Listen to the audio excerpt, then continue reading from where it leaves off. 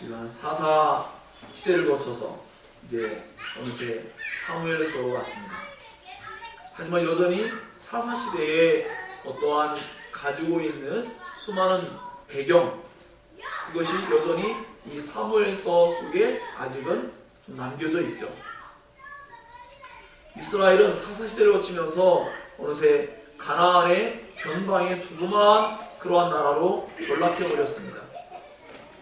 내부적으로는 도덕적이고 종교적인 그런 혼란이 더욱더 가중되어서 정말 앞날이 보이지 않는 그런 캄캄한 그런 상황 속에 놓여 있습니다. 이러한 상황을 잘 보여주는 예가 바로 한나가 불임을 하였다, 한나가 아기를 갖지 못하였다라는 이 장면을 통하여서 우리에게 지금 알려주고 있습니다. 자, 그래서 우리는 하나님께서 과연 이스라엘을 그대로 놓아두실 것인가, 또는 하나님께서 한나를 그대로 놓아둘 것인가에 대해서 생각해 볼 수가 있게 되겠죠. 물론 우리는 사실 사무엘서 이미 읽었기 때문에 그 내용을 이미 알고 있어요. 하지만 이 기록된 이유와 배경을 생각하면서 읽는다면 우리는 정말 이 시대가 얼마나 암울한가, 아마 어쩌면 너무나 절묘하게도 오늘 우리 한국이 처해 있는 그런 상황이 그와 유사하다고 생각해요. 마치 사사시대처럼 그때 이스라엘에 왕이 없으므로 한 것처럼 우리나라에 정말 왕이 없는 상태와 같은, 정말 진정으로 대통령이 없는 상태와 같은 이런 현 상황을 생각하며 정말 이 사무엘서 속에서 다루고 있는 중대한 주제가 우리와 깊은 연관을 맺고 있음을 깨닫게 됩니다. 즉 사무엘서의 전체적인 큰 내용은요, 이스라엘 백성들이 어떠한 리더십을 가지고 살 것이냐죠. 즉 하나님을 배경으로 한 진정한 올바른 그러한 어떠한 정치를 할 수 있느냐, 그런 문제가 남겨져 있고, 또 하나는 하나님의 임재, 하나님이 그들과 함께 하시는 것이 과연 어떠한 상황, 어떠한 때에 어떻게 그들과 온전히 함께 하느냐, 이것이 계속해서 등장합니다. 그리고 그것이 온전히 이루어지는 것이 이제 다윗을 통하여서 통합되면서 이루어집니다.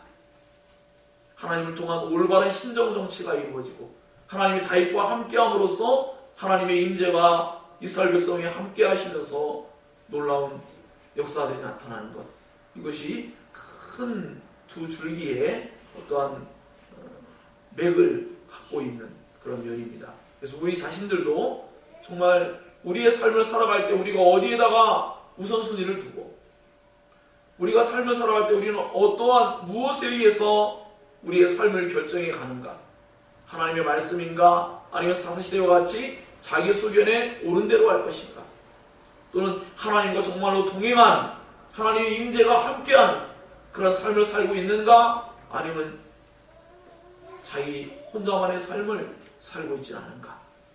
우리는 이것을 계속해서 사무엘서를 통해서 살펴보게 될 것입니다. 자, 이제 그 첫 번째 단수를 꿰는 지금 현 시점에 하나님께서 역사와 생명의 주관자라는 것을 우리에게 오늘 분명히 알려주고 계세요. 온 세상 역사가 사람들이 살아가는 임의적인 방식대로 진행되고 있는 것 같지만 그 역사를 주관하는 분은 하나님이시라는 겁니다. 그것은 작은 가정을 통해서도 이제 시작되어지고 드러납니다. 그리고 이것은 더 나아가서 그들 한 가정만의 문제가 아니라 전 이스라엘의 큰 문제라는 것을 우리에게 알려줍니다. 다만 그 한 가정 속에 일어나는 그 일은 고통의 문제였고 괴로움의 일이었으며 매우 심각한 이스라엘의 영적인 상태를 그대로 보여주는, 엘가나의 가정 속에 한나의 분인나가 대적하는 모습, 엘가나가 두 아내를 가졌기 때문에 겪게 되는 수많은 갈등과 어려움의 일들, 이 모든 것들을 통해서 이제 하나님이 그들 가운데 어떻게 개입하시고 어떻게 그들을 인도하시며 그것을 어떠한 방식으로 이스라엘 백성들에게 놀라운 결실로 맺게 할 것인가에 대한 문제가 이미 여기에서 태동되고 있습니다. 시작되고 있어요. 자, 그래서 우리 너무나 쉽게 사무엘서 있는 주입공들을 알기 때문에 이렇게 될 거야 라고 생각할지 모르지만 현재 이 상황은 정말로 매우 고통스럽고 암울한 상황이죠.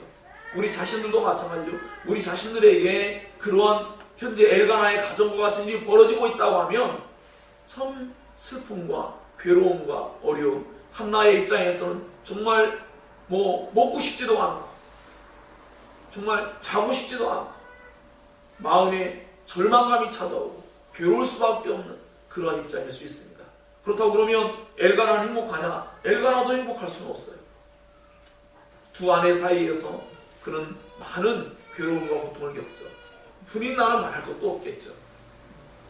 제가 농담처럼 이야기하지만 분이 나는데 어떻게 행복하겠습니까? 늘 분이 나요.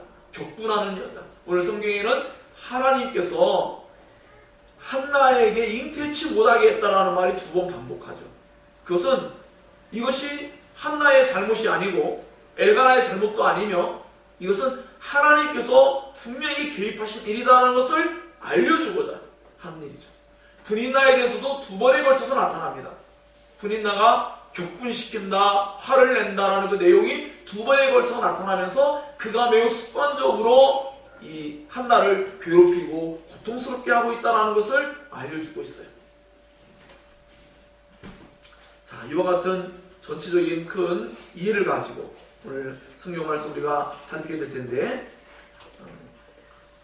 하나님께서는 이와 같이 이스라엘의 역사 가운데도 지금 뭔가 괴롭고 힘든 어떤 지금 상황에 놓이게 만드셨고 또 물론 만드셨다는 것이 하나님이 무언가 의도적으로 너희들 한번 혼좀 나가라 하면서 매료됐다는 개념은 아닙니다. 이스라엘 백성들이 하나님 앞에 불순종하고 우상을 숭배하고 자기의 소견에 오른 대로 사는 그 일 때문에 현재의 사건이 오도록 하나님이 놓아두신 것이지 하나님이 적극적으로 이렇게 하려고 했던 것은 아닙니다.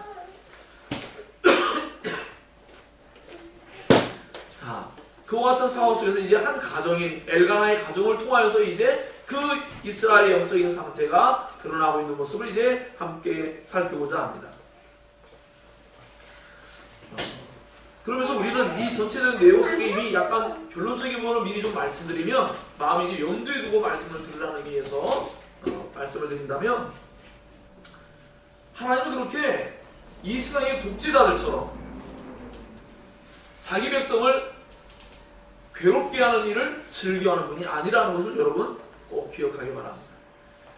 마침 우리 주중에 우리 김현진 사모님이 카톡에 문자를 보낸 걸 생각하니까 아마 과거에도 우리 박신혜 자매도 그런 얘기를 한 적이 있어요. 내가 현재 행복하게 잘 지내고 있는데 어떤 면에서 그런데 이렇게 하나님의 뜻대로 살고자 한다면 뭔가 고난이 찾아오고 어떤 어려운 일이 발생해야 된다고 하는데 그럼 나는 지금 올바르게 살지 않고 있는 상황인가? 또는 이제 그런 고통이 앞으로 다가올 걸 생각하니까 또 한편 마음에 부담이 찾아오죠. 이 모든 것들은 그러나 하나님에 대한 이해의 부족이라고 볼 수 있습니다.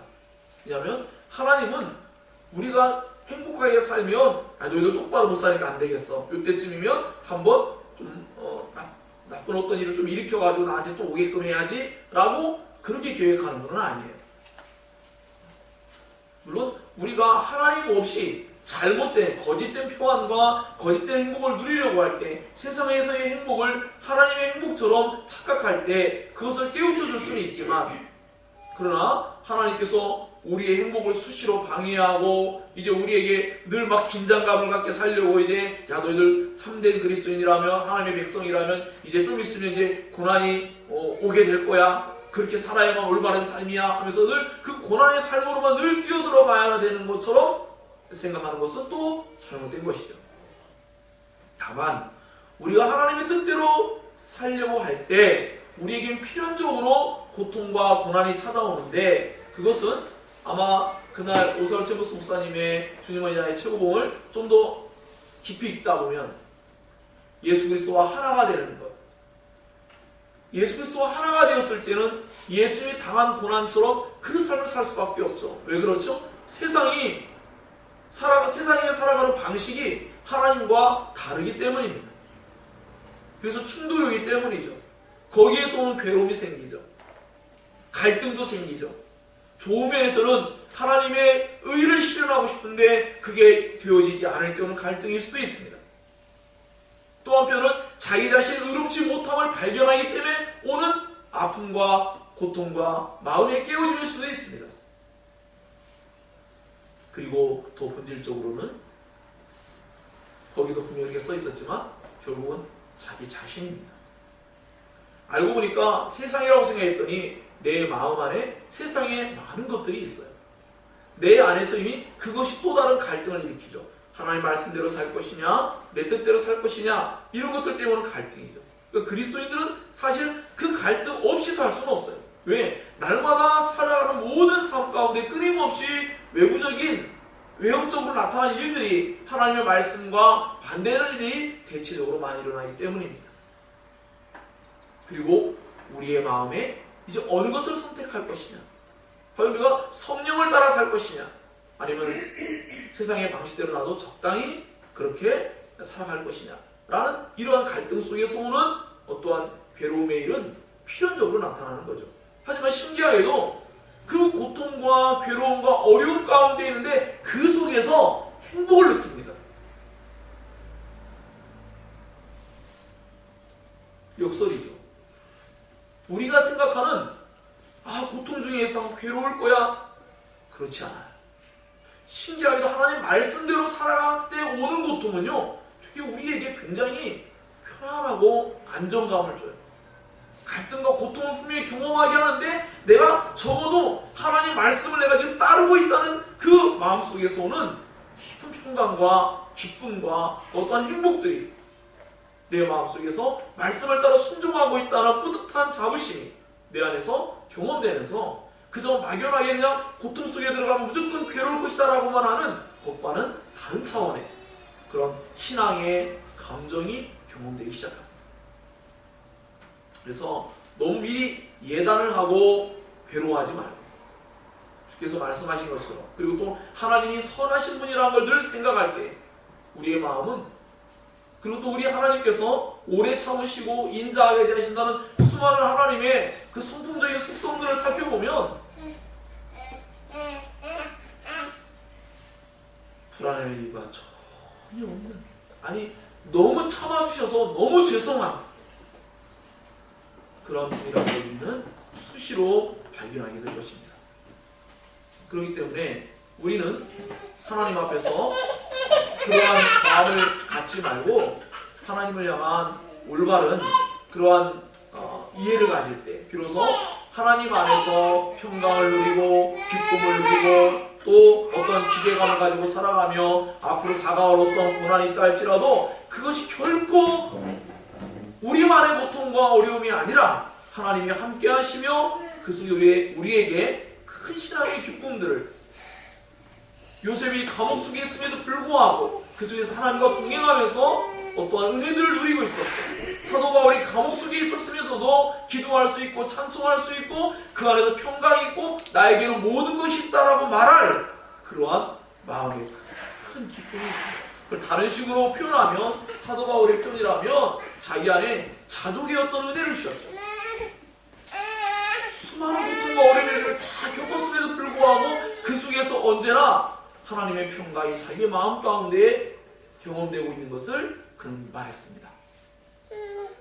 그러므로 우리들은 오늘 본문을 살피면서 하나님에 대한 이해가 얼마나 중요한 것인가에 대해서 다시금 깊이 생각하면서 본문의 말씀 속에서 사람들의 어떤 사건과 일들이 벌어지는데 그 속에서 하나님이 의도하신 바가 무엇인가를 우리가 삶에서는 미리 결론적으로 알고 있는 내용과 연관을 짓는다면, 지금 현재 굉장히 어렵고 고통스럽고 캄캄한 가운데 있는데 이것이 앞으로 얼마나 엄청난 것들로 발전돼 나갈지를 바라본다면, 이렇게 하나님의 역사의 그 시작이 이렇게 이런 일들을 통해서 발생할 수 있구나.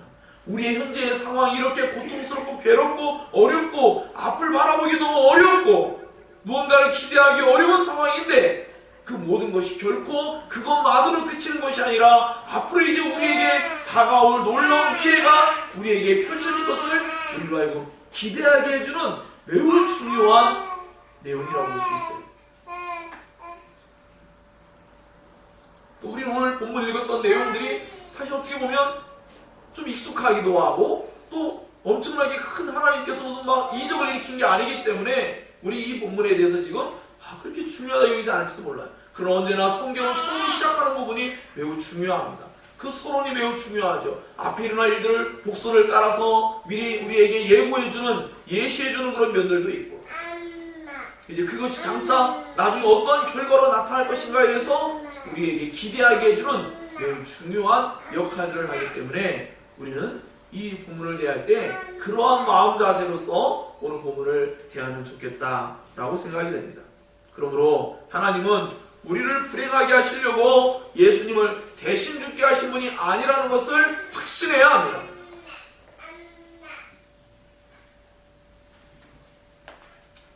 제가 늘 사용하는 본문이지만 하나님께서 자기 아들을 아끼지 아니하셨는데 우리에게 무언가가 아까워서 우리를 대우할 때에 자기 아들을 죽이면서까지도 우리를 사랑하셨는데 우리를 대우할 때에 과연 우리의 아픔을, 우리의 어려움들을 하나님께서 그저 먼 발치에서 네가 알아서 해 라고 하시는 그런 분은 절대로 아니라는 것을 여러분 마음에 꼭 기억하면서 오히려 우리가 하나님을 멀찌감치, 즉 베드로가 예수를 멀찍이 따라갔던 것처럼 우리가 하나님을 멀리했지 하나님 우리를 멀리하시지 않았다는 것을 여러분 꼭 마음에 잘 기억하기를 바랍니다.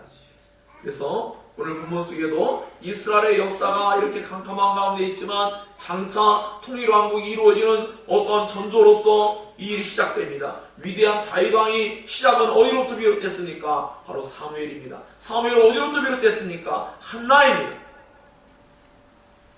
그런데 한나의 시작은 어떻습니까? 지금 매우 괴롭고 고통스럽고 어려운 가운데 있어요.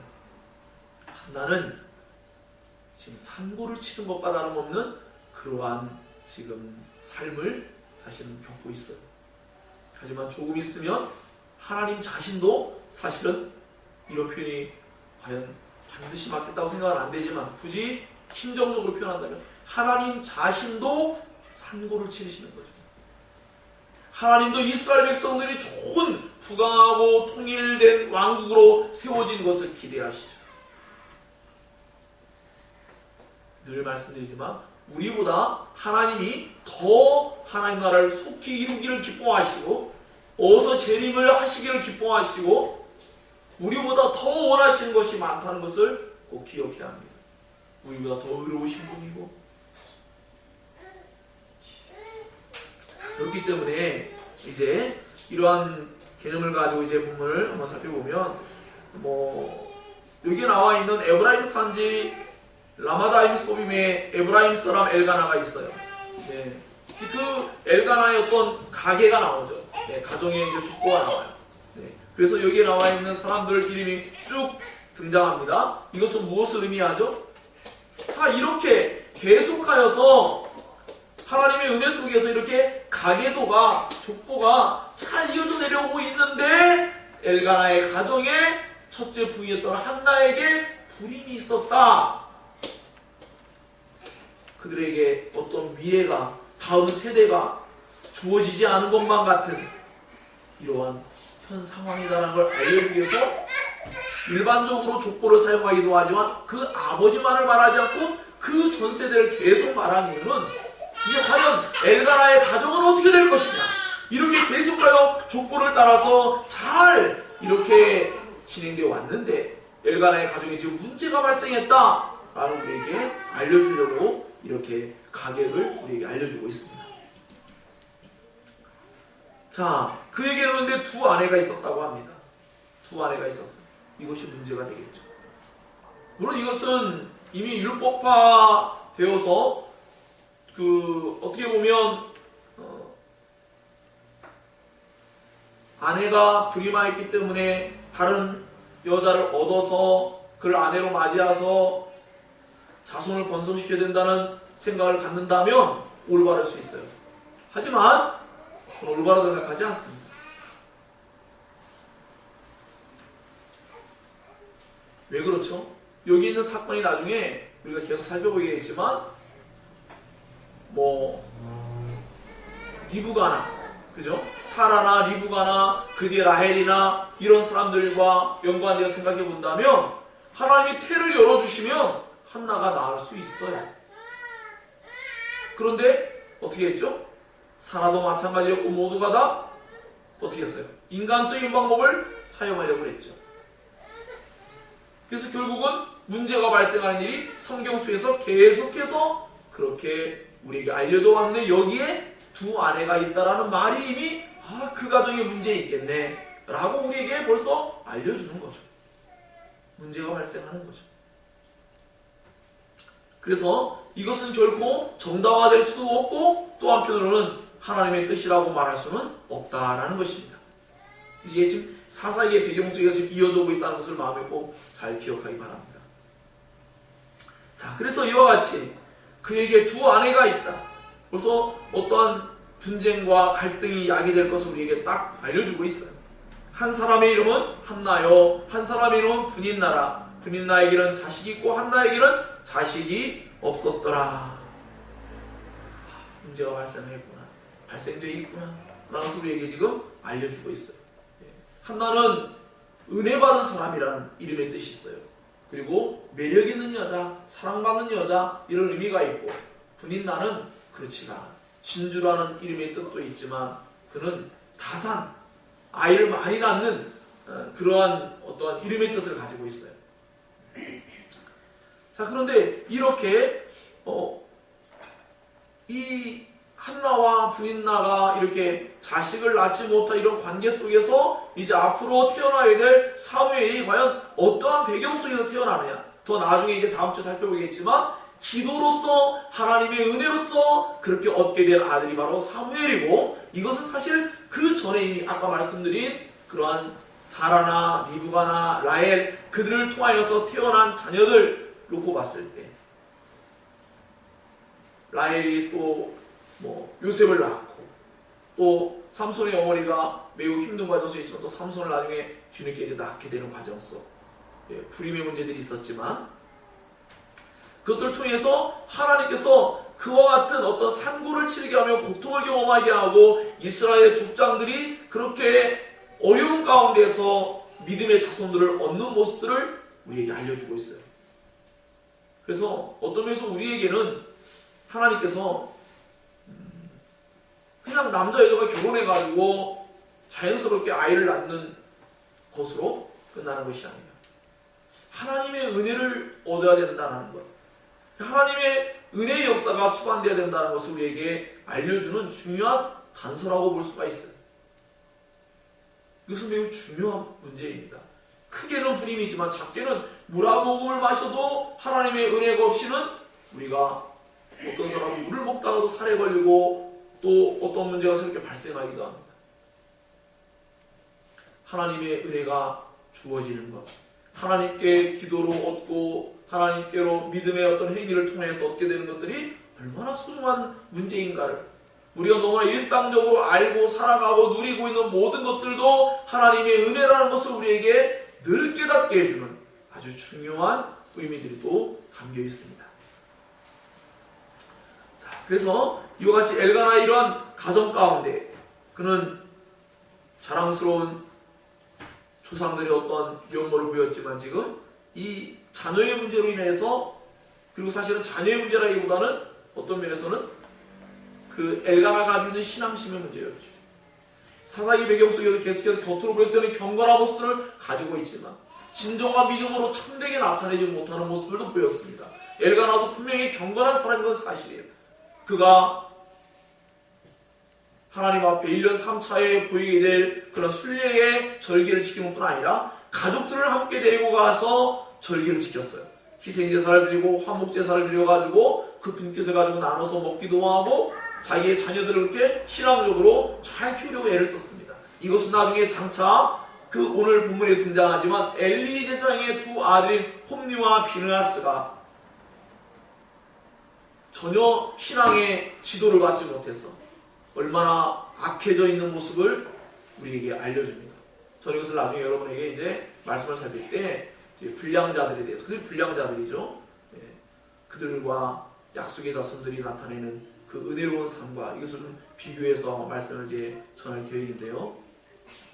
자, 이렇게 신앙의 어떠한 좋은 모습을 나타내고 일이 얼마나 중요한 것인가를 우리 이제 뒤에 이제 우리가 좀 살펴보게 될 겁니다.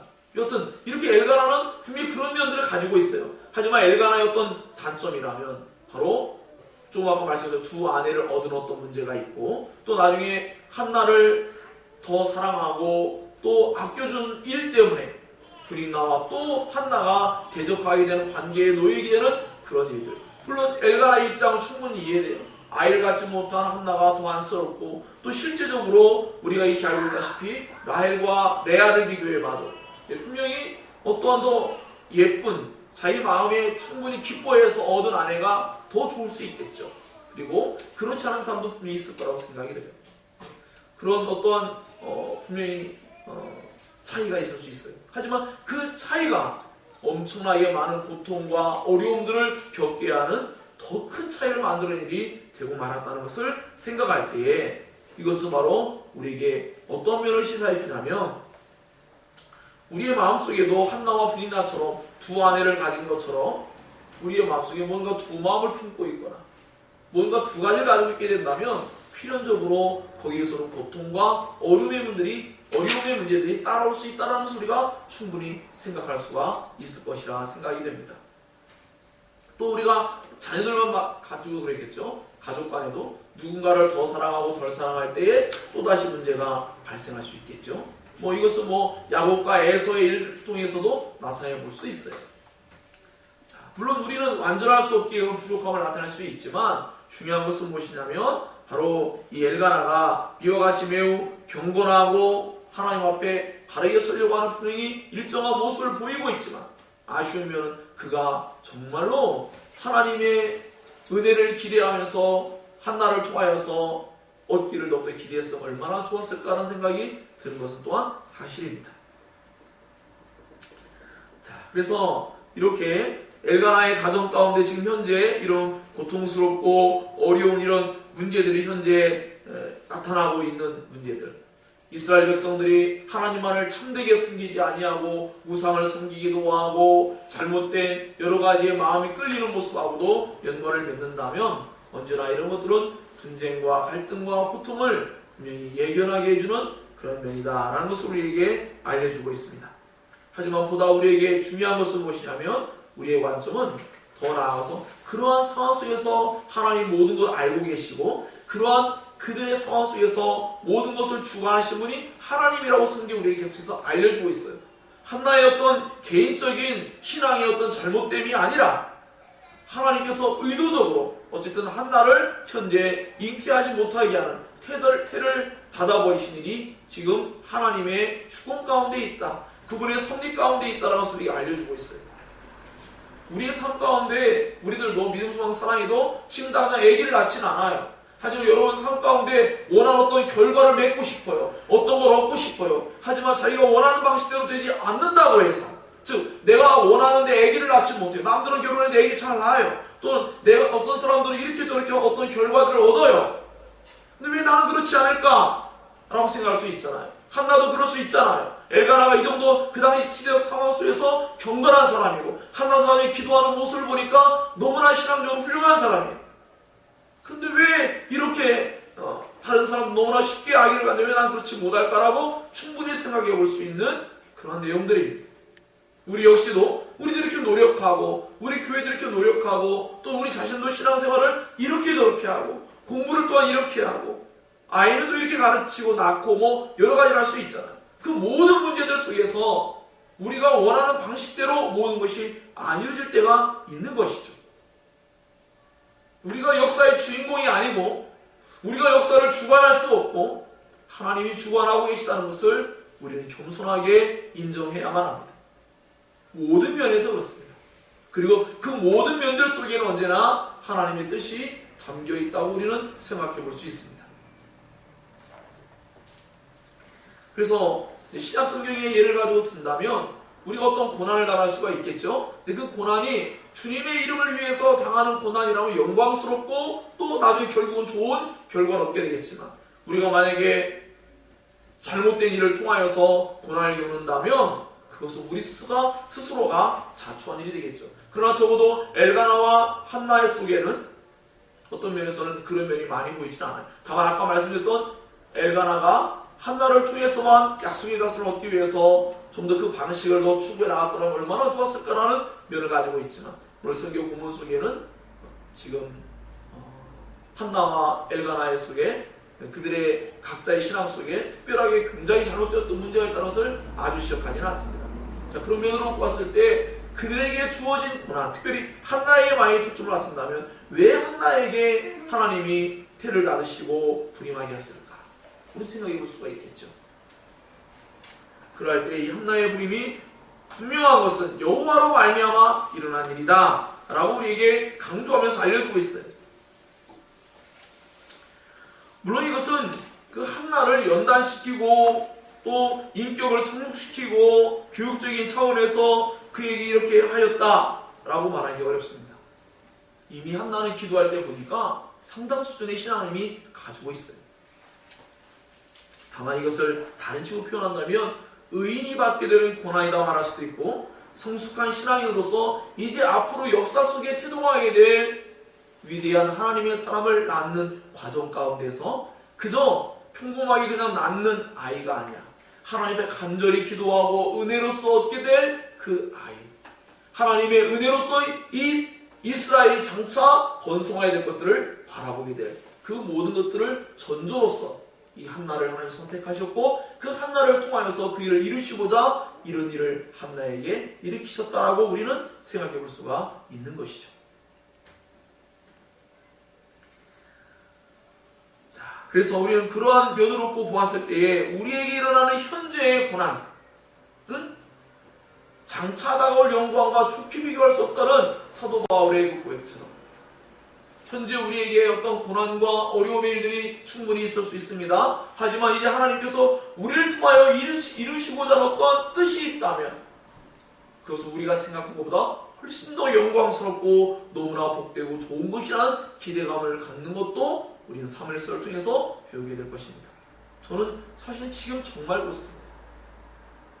처음에는 개척교회를 해가지고 얼마 안 돼가 너무 참 괴롭고 힘든 일이 있어가지고 정말 과거로 돌아가고 싶기도 하고 근데 그때 저의 마음에 계속 생각이 든 것은 하나님께서 결코 내 욕심이 아니라 분명히 기도의 확답을 받고 나왔기 때문에 그렇지 않다 라는 확신을 계속 주셨어요. 그게 아니었으면 벌써 넘어졌을 거예요.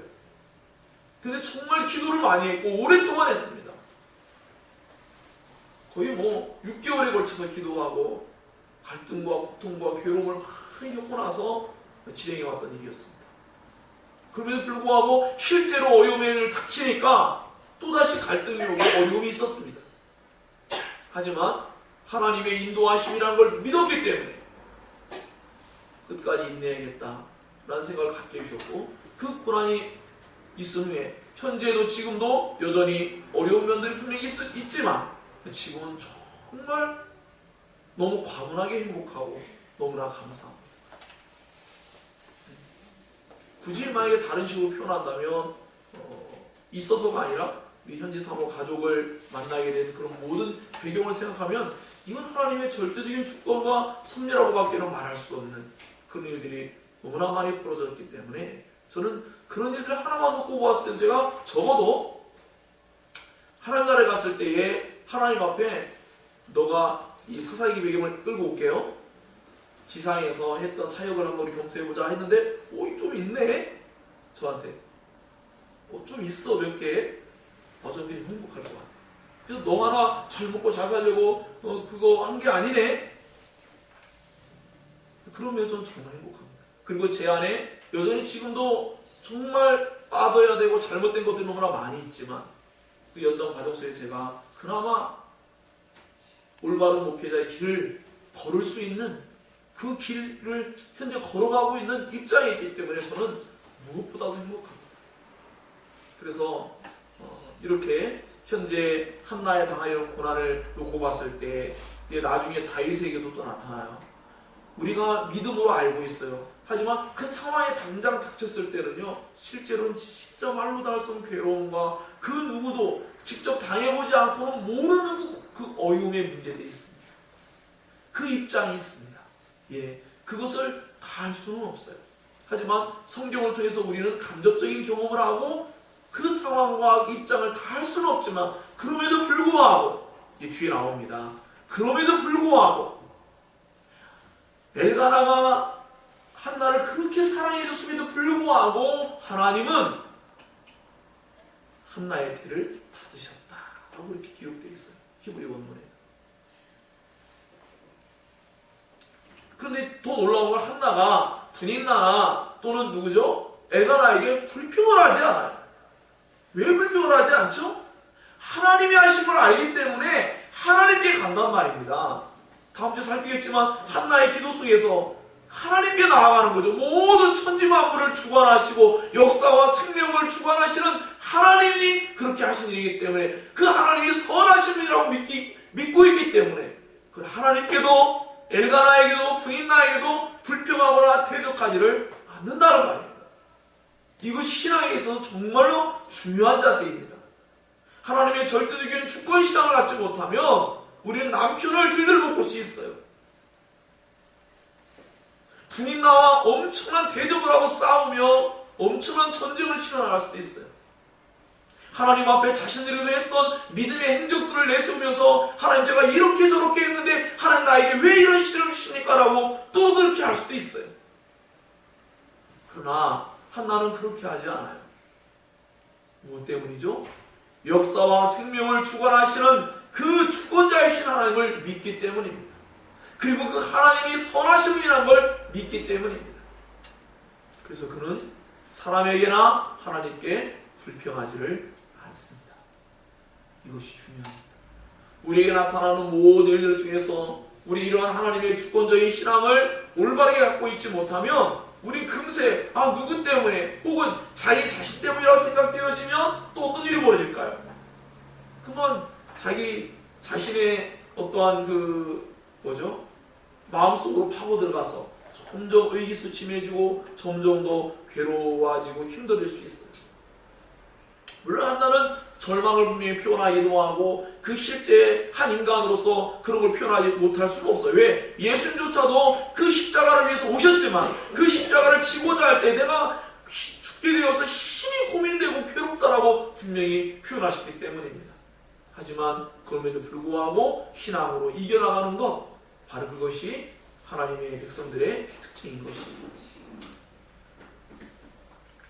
자, 그래서 이와 같이 한나의 입장에서는 남편인 엘가나가 야 내가 10 아들보다 낫지 않냐 라고 말할 때 그런 중재, 그것이 전혀 도움이 안 돼요. 사실.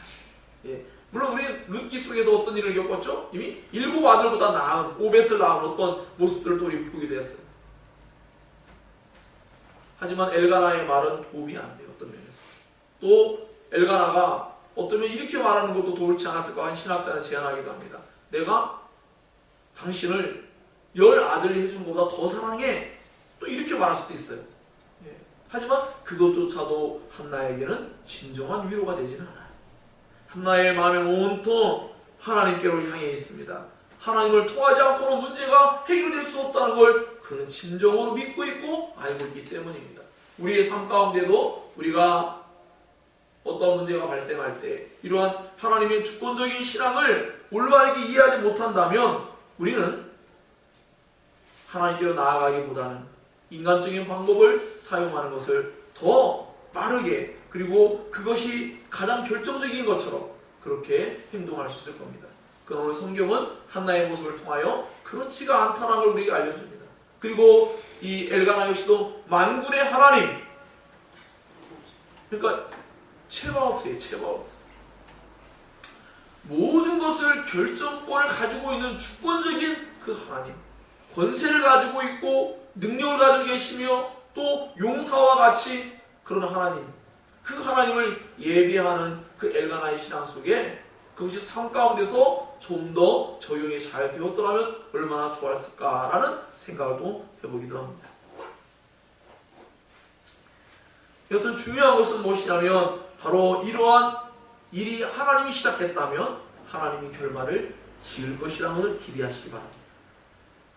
사도 바울이 빌립보 교인들한테 말했어요. 하나님께서 너희 속에 착한 일을 시작했다. 그렇다면 그 일을 이루시는 그 하나님이 반드시 그 일을 이루실 것이다 라고 말씀해 주었습니다. 우리의 구원을 시작하신 하나님은 우리의 구원을 완전하게 이루실 겁니다. 모든 일이 하나님으로부터 시작하고 하나님으로부터 결말을 우리는 맺게 될 것입니다.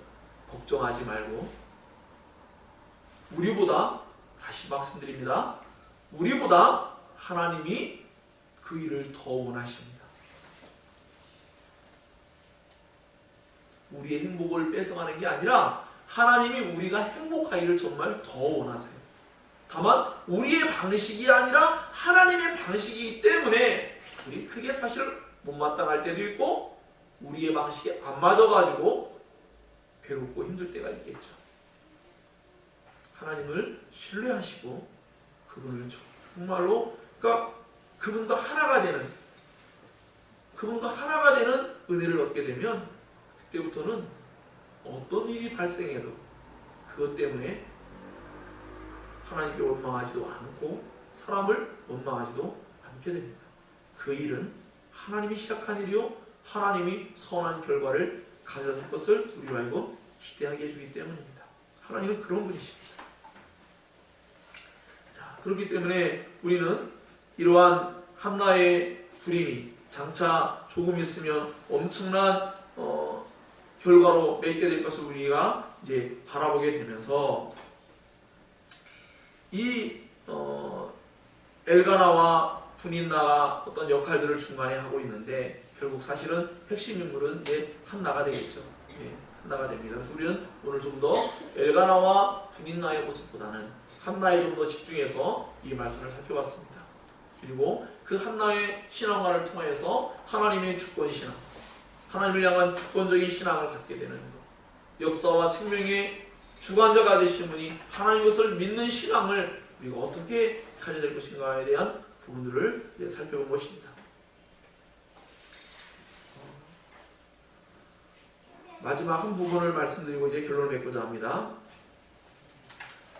한 신학자는 이렇게 제안을 하기로 했습니다. 뭐라고 했냐면 엘가나가 내가 10아들보다도 낫지 않느냐, 그래서 어찌하여 너 이렇게 했느냐, 어찌하여 막 이런 말 했어요. 또 할 말이 있잖아요.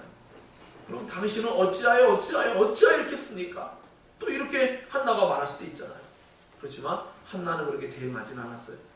그리고 또 한편으로는 이렇게 엘가나가 했던 말이 사실은 나중에 하나님께서 이스라엘 백성들에게 하시는 말씀과도 연관을 맺을 수 있다라고 하면서 우리에게 좋은 통찰력을 제공합니다. 그것은 무엇이냐면 이스라엘아 너는 어찌하여 우느냐, 그리고 너는 어찌하여 먹지도 아니하느냐, 어찌하여 너의 마음에 슬퍼 보이느냐, 내가 너에게 10왕보다 낫지 아니하냐, 이런 말씀을 하세요. 무슨 말입니까? 이스라엘 백성은 언제나 이방에 있는 왕들 그것을 바라보면서 흠모하고 그렇게 뭔가 더 나은 세계를, 더 나은 삶을 살 것처럼 기대하고 있는데 하나님은 모든 왕들, 10왕들보다 내가 더 낫지 않냐, 내가 진정한 너희의 왕이고 내가 더 낫지 않느냐, 그럼 너희들은 어찌하여 그런 문제가 발생할 때 울며 먹지 않으며 슬퍼하고 있느냐 라고 말하는 그러한 하나의 적용점을 생각할 때 충분히 생각해 볼 수 있는 내용입니다. 왜냐하면 이제 앞으로 드러나게 되겠지만 하나님이 진정한 왕이시기 때문입니다. 그리고 그 왕으로서 예수께서 또 이 땅으로 오셨습니다.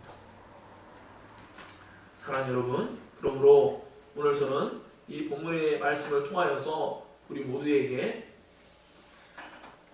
하나님의 주권신앙을 삶 가운데 어떻게 적용하고 또 그 하나님을 향하여 어떠한 신앙의 자세를 가져야 될 것인가, 그 하나님과 어떠한 분인지를 우리의 마음에 올바르게 알게 될 때에 우리의 마음속에 어떠한 신앙의 유익이 있을 것인가에 따라서 전체적으로 좀 살펴보았습니다. 그래서 그리스도인들은 사실은요, 어떤 의미에서는 도대체가 걱정하는 게 불가능한, 사실 그런 입장에 있어요. 하나님 입장에 그럴 거예요. 이런 표현 있나요? 몰도바에 다 이루었어. 다 했어. 너희들을 위해서 내가 보세요. 이 다윗 왕을 통하여서 그걸 이루기 위해서 하나님이 지금 한나를 통해서 일을 하고 계시잖아요. 그렇죠? 그래서 사무엘, 그다음에 인간의 원에서 어떻게 된 사울 왕, 그러다 나중에 하나님께서 원하시는 왕 다윗 왕이 세워지게 됩니다. 이런 일들이 지금 벌어진 하나의 단초와 같이 시작됐어요. 그리고 이것이 더 확산되면 뭐죠? 우리가 뭘 볼 수 있죠? 구속사에서 예수 그리스도가 오기까지 어떠한 과정들이 있었는지, 그분이 우리에게 진정한 왕으로서 어떻게 영광스럽게 오게 되셨는지에 대한 것들도 여기에 다 포함되어 있어요. 그리고 더 나아가서 하나님께서 이렇게 모든 것을 완벽하게 다 계획하고 역사와 생명을 주관하는 하나님인데 너희들 도대체 무엇을 염려하며 슬퍼하며 괴로워하며 고민한다는 것이죠.